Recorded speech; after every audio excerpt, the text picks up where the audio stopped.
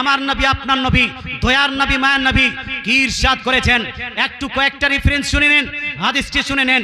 সুনান ইবনে মাজাহ জিল number 1 page number 112 এর মধ্যে, সহিহ মুসলিম শরীফ জিল number 1 page number 313 এর মধ্যে, সুনানে নাসাই জিল নাম্বার 1 পেজ নাম্বার 221 এর মধ্যে, তৎসঙ্গে মিশকাত শরীফ জিল নাম্বার 1 পেজ নাম্বার 154 এর মধ্যে আমার নবী আপনার নবী দয়ার নবী মায়ার নবী আকাই নামদার মদিনী তাজদার আহমদে মুখতার জনাবি রাসূলুল্লাহ সাল্লাল্লাহু তাআলা আলাইহি ওয়াসাল্লাম ইরশাদ করেন, জুরুল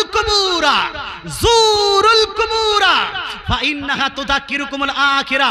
নবীজি বলছেন, হো আমার উম্মত উম্মতিরা, ও হে আমার উম্মত উম্মতিরা, তোমরা বেশি বেশি করে নিজের পিতামাতা, নিজের আত্মীয় স্বজন, নিজের মুসলমানদের কবর এবং মাজার জিয়ারত করো। জোরে বলেন সুবহানাল্লাহ, জোরে বলেন না সুবহানাল্লাহ।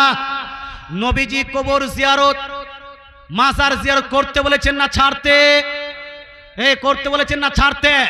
আরেকটা হাদিস শোনাই, এই হাদিসটি লিপিবদ্ধ আছে সুনান ইবনে মাজাহ জিল নাম্বার 1 পেজ নাম্বার 112 এর মধ্যে। আয়েশা সিদ্দিকা রাদিয়াল্লাহু তাআলা আনহা ইরশাদ করেন, রাখাসা রাসূলুল্লাহ সাল্লাল্লাহু তাআলা আলাইহি ওয়াসাল্লাম ফি জিয়ারাতিল কুবুর।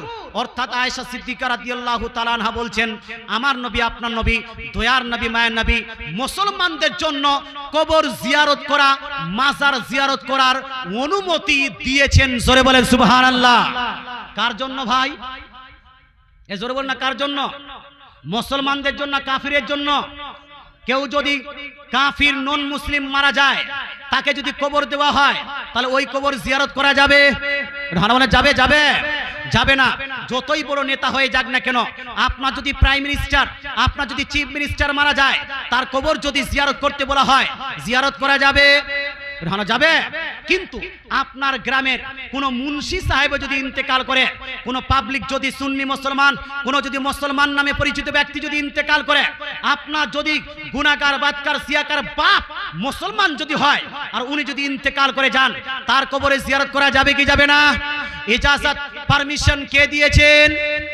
কে দিয়েছেন? রাসূলুল্লাহ। কে দিয়েছেন বলুন না? রাসূলুল্লাহ। রাসূলুল্লাহ দিলেন পারমিশন। কিন্তু আপনার ডাক্তার বলছে, আপনার মাস্টার বলছে, আপনার নায়ক বলছে, আপনার মৌলভী মুন্সি বলছে, না না কবর জিয়ারত করা যাবে না, মাজার জিয়ারত করা যাবে না। তাহলে বলুন তো ওই ডাক্তার মাস্টারকে মান্য করা যাবে? তাই আলা হযরত আজিমুল বরকত মুজাদ্দিদ দ্বীন মিল্লাত কবর এবং মাজার জিয়ারত করার বৈধতার উপর একাধিক হাদিস নিয়ে গোটা একটা বই লিপিবদ্ধ করে দিয়েছেন। জোরে বলেন সুবহানাল্লাহ।